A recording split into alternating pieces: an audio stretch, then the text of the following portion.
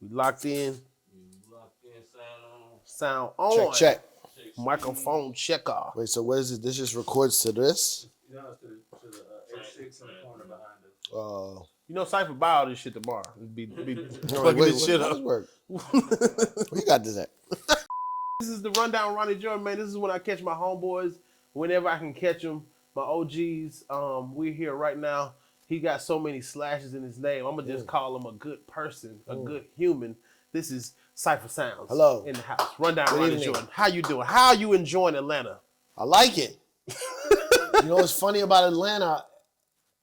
Since the 90s with Little Kim, every time I would come to Atlanta, it'd be one day, right? Either one show, or when I was on MTV, I came down here to interview T.I. one day.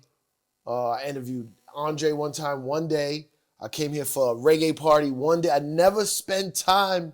It's like there's always something else going on, so I never spent time in Atlanta. And then this trip was supposed to be 3 days, and it turned into 6 days. Y'all been here a while. I thought you bought a dog or something. I was like, he got a puppy. He bought a puppy down here. They gonna sell you a Frenchie in Atlanta somewhere. Somebody gonna get you a dog and a Rolls Royce truck. They like, bro, I can get the Oh, colorness. yo, what's up with that Rolls I Royce can truck? get you. I can get the colorness. He like, for real? Yo, It's that ridiculous. truck is It's fire. I seen one and I didn't even want to put my ass in it. I was like, I don't want to do this to this man's seats. I don't know what the ink on my. I gotta get one. How much are those? They like Do they only have them here? It looked like they driving them. You see a dude with like a Checkers cup in the fucking cup holder. You like, my nigga, are you serious? Like, you see regular dude jump out, wife beat a slide, like, but Yo, let me get a 3.5. He still only buy a little bit of weed, but he Right. got a coloring outside. But that's how Atlanta is, man. You never know. And we had doctors, lawyers, and they still look young. They still party. They turn up. We Right. grown. We not old, and everybody know how to act. And it's hard to get Atlanta people away from here. Like I just got off a call and I was like, I got a mood to do the show. yeah. It's a good town, man. I like it, man. I love this town. My mom is she grew up on Auburn Avenue, like right near the King family. And my granddad was cool with Martin Luther King, but my granddad was a pimp. So like he was still cool with everybody on the block, and it was love. Yeah. Martin Luther King cool with the pimps and the hustlers. So Gotta be. you know what I'm saying? But look, how did you? Okay, I'm gonna just skip around because people don't know that you started with radio, right? No, you started DJing, correct? Yeah. And then you got on the radio show, like you were top of the top morning show, top thing going in the Top of the top, I started at the bottom of the bottom. Yeah, but Intern. you were carrying crates and everything, right? Just getting sandwiches, getting coffee, like bottom, yo. Is that what this generation is missing, like interning? 100%. It's funny you say that. I actually created an intern program because the interns nowadays, you intern at a company for 3 months, you might even get a little paycheck. They pay you. Get a little credit, and you're like, this is marketing. You'll do marketing Monday, you'll do promotions Tuesday, you'll do accounts Wednesday. I'm like, how you learn anything? So I started this little intern program because I've helped a lot of kids do what I did, but it's always like one-on-one. Now I'm trying to do it where I can help like 20 kids in a shot. And let them go spread their wings, and then 20 more, you know? That's what I'm saying. I think that's what keeps you young. That's what keeps you out here vibrant because you help. You're one of those guys that that I see doing it, and I'm like, I want to do that. I want to help because I've heard your story. I heard the story of you actually taking Rihanna's first record and just playing it on the radio with no permission. No nothing. You could have got it. You can get fired. People don't know you can get fired for shit like that. Yeah. You know what I'm saying? For real. So you heard it in the song, like, this is it. I don't give a shit what they say. This is going. I was known as the Caribbean guy back then in New York. So a new young artist from the Caribbean with a fire song, like, I got to squeeze this in somewhere.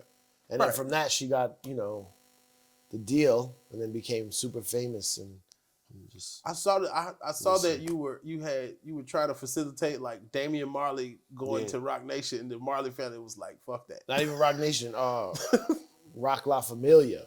The whole other like the international label. Yeah, the world label. Yeah. Was True Life on there? True Life. I remember that. This kid named Aztec, who's like actually like a big actor now. Really? This kid, he's from Houston.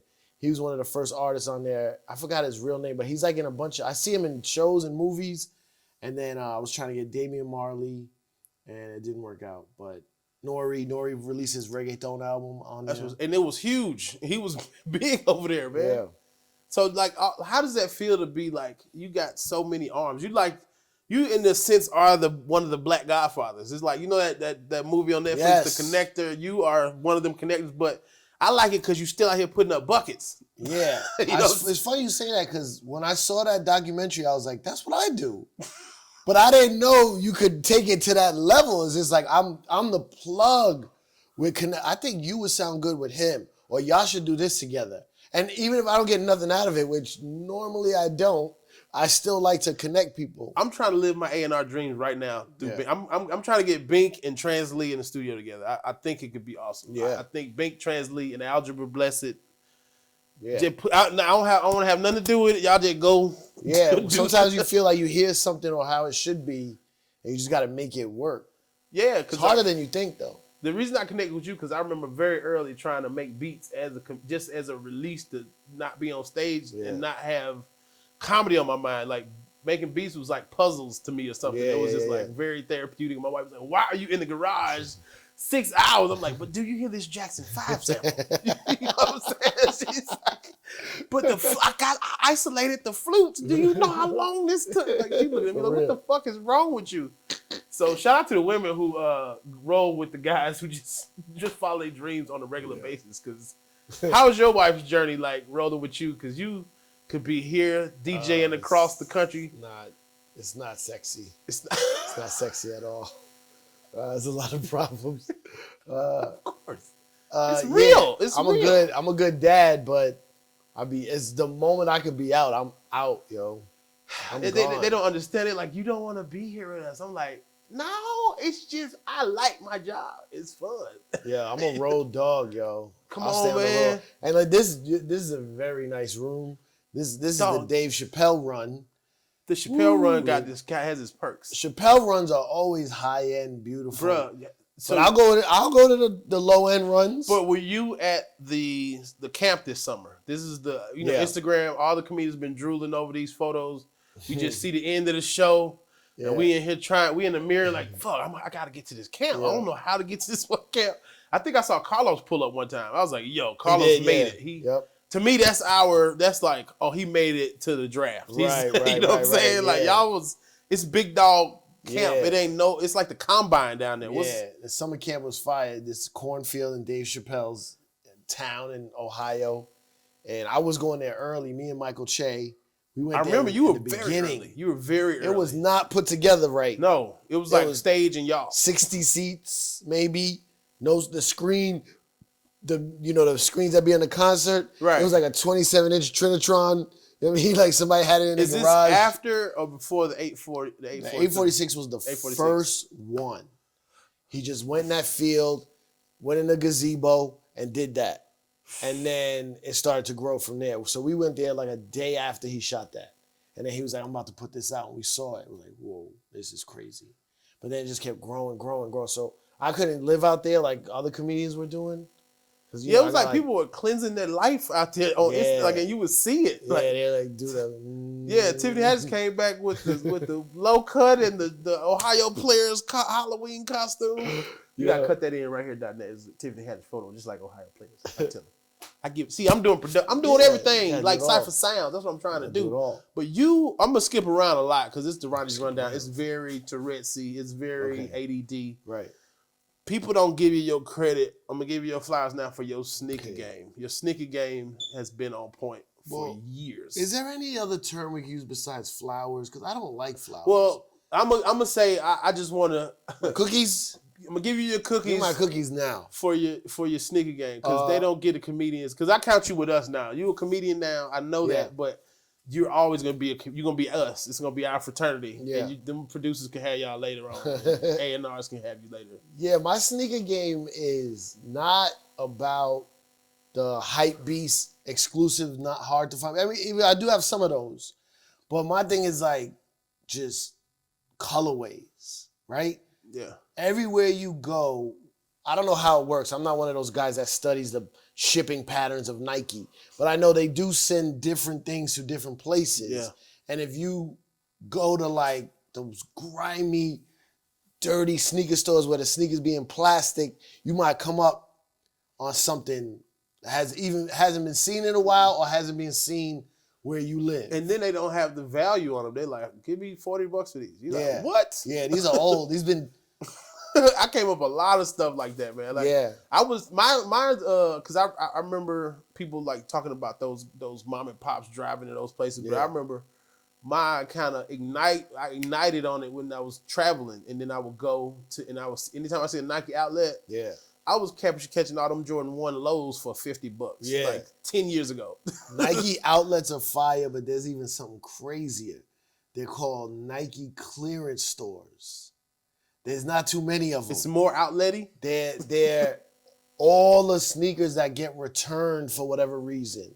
Really? So they'll just be random. The sizes are a mess. The store's a mess. But if you dig, you'll be like, this is in here. Like, cause someone returned them, the box might have been messed up, or they might have been the ones in the display. Right. The Nike clearance stores. There's one in Miami. Jerobi told me about it. And it looks janky. I went to one in Miami. I think I found like in the Miami Nike store. I don't know if there was it was like out far somewhere. And I found the fucking foam posit ACG boots. Yeah. But it was like July, and I found them just for like $40. Yeah. I still got them. Like when I go to the snow states, I wear them ACG foam posit boots, man. And out of town, you could even hit up, like, I found some stuff in, like, I'm not telling y'all this. I found some stuff in, like, a Marshalls, yo. Marshalls got some shit. Marshalls will keep some. Marshalls you can catch some Adidas in there. You can catch some nice Stan Smiths for, like, $40 sometimes. Like, I found a Nike, I forget which ones they were called. It's an Instagram that posts those. You seen that? What? It's a dude, he'll post, like, it'll be, like, a pair of Off-Whites, and it'll be in Ross. It'll be like $40. He's like, this is what I found. Yeah. It'd be right in Raw. I was like, how do you find these? You just gotta dig though. Dude. I was talking to this guy, my boy, he's like, you could go to Marshalls and find some shit, but you have to touch every piece. You gotta get COVID. Sizes don't matter. It's all a mess, so you gotta go. My boy JJ got a joke. He said, Marshalls and outlets have some good stuff. He said, I found a cold ass jean like jacket. And I couldn't find the rest of it. He said, I'm in the shower. He said, go to goddamn pants, right? He said, he said, let me go get the damn jacket to it. Marshalls was my secret weapon in high school anyway. I used to put my heel figure, polo, and Nautica on layaway. Yeah. And just go pay it down and just come back to school like, oh yeah, I bought the jacket and the shirt. So sorry guys. But it did come in this size. Yeah, it did. So, yeah, but how was your transition from prominent radio, personality? And first of all, y'all got to give you your cookies podcasting too, the Wind Up podcast. That's one of the podcasts that really got people listening into this format like that everybody's doing now. Yeah. How does it feel to see everybody doing a podcast now? And you guys were doing it so long ago. It feels kind of horrible that we were so early.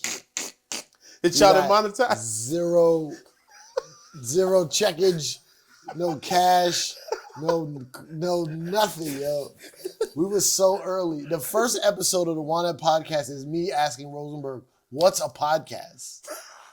Why are we talking in here? That's classic. And then it turned into like this cultural phenomenon that like I will say this, everybody gives us credit.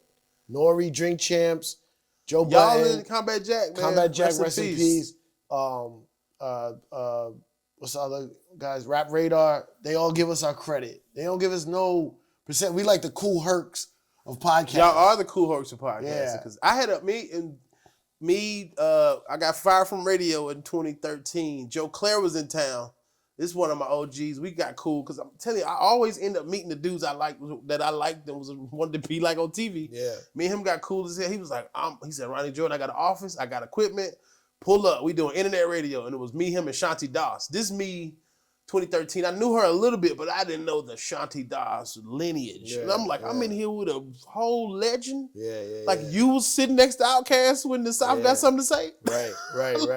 Yeah. Because it didn't register to me. She was like, 3 stacks is over my house right now. I was like, yeah. That's crazy. Yeah, he's going through something. I was like, yeah, right. But from Outkast, no, he said, you're home now. Yeah, man, y'all so humble with it because we're excited about just y'all was there. You DJ for Little Kim. Like, how did you quit all the media stuff and start comedy? That's what I'm trying to get to. What clicked in your head and was like, I'm gonna start over with a whole nother career? So, one, radio just ran its course. It's just I was at the end of my line. I was like, I can sit here and do this for the rest of my life, which is what I thought I was gonna do. But I really love the road. I really love traveling. And I made a decision early in my career to stick with radio instead of trying to be like a tour DJ. I didn't go on tour with Rihanna, Pitbull. And these people who asked you to go. Yeah, they were like, I broke these people. And they were like, yo, you are DJ now. And I'm doing the radio. So I chose that. But I don't regret it, but I do love the road. So then once I was on the radio, I just got tired of it. And comedy I was doing it part-time. I said, you know what? I'm just going to jump and try to do it full-time. And it's been working out, but it's really the key is, for me, is you got to find your happiness. Or if it's not worth it. If you just doing it for the check, which for a couple of years I was, it's not worth it. I was getting unhealthy. I was sad. I was just going to work like miserable. When people tell you to do something, you don't want to do it, even if you like it. It's like, that's what a job is to me. It's like, I was having fun doing this shit for free, but right. Yeah, it's true. You tell me I got to go to do an AT&T fucking call at the parking lot for like 3 hours. I know. And I used to love doing that stuff, and then until I didn't. You know what I mean? So you never traveled with Lil Kim when y'all? No, in those days, the early days. Did you travel when she was? What's that song that she had with Swiss Beats? No, only the first album. Because I opened for her in the Georgia Dome. She came out here for like a Battle of the Bands before. Then Ryan Cameron just threw me on stage in the Dome. It was like, but the stage was on the ground, and I was like, he was like, yeah, just do your end and joke. I was like, what the fuck? He just put me up. We got a comedian for y'all. They like all rowdy. It's all Atlanta people. And I just went up there and did my joke. But I didn't know Little Kim was that tiny. Oh, yeah, she's small. Dude. Yeah, super small. So how, like, knowing Little Kim and knowing the lineage, how was watching the Notorious movie for you? Was it like cringe worthy? The Notorious movie. It's like the... Yo, no disrespect. True Hollywood story shit? No disrespect. That is trash. Trash. It's like the... Shout out to Gravy. He in Atlanta somewhere doing something. I seen what's the kid's name that played D-Rock in the movie? Oh, Brian I forgot his name. Oh man, he's been at the shows almost every night. That's what's up. I forgot his name. He's an actor. He lives down here now, but I know him from New York. But great. They did their thing acting wise. Yeah, for sure. But the stories, the beautiful Disney pop version of Biggie's life was like, ugh. It was crazy. Cause like he was like gun-toting, like he was a hooligan, yo. It's like, they. How was your first interaction with Biggie? What was it like? I only met Biggie once. It was quick. It was at a club. Was even before I was with Little Kim. I just met him. I was with I think Big Cap, rest in peace. And Biggie was leaving, and we just said what's up, and I was like, oh man, that's B.I.G. But he wasn't even as big as he became, you know? For sure. Then when I DJ'd for Little Kim and Junior Mafia, they lived in Biggie's house. So I was always there, and it was like, oh yeah, Big just left yesterday, or Big coming back tomorrow. I'm like, damn it, man. Keep missing him. I'm in his house, yo. His daughter was there eating cereal, and his mom was there, and all the Junior Mafia was there, and they like, oh, I'm like, is Big here? No, he just left. He left like 20 minutes ago. Yo, I was so mad, yo. Oh my God.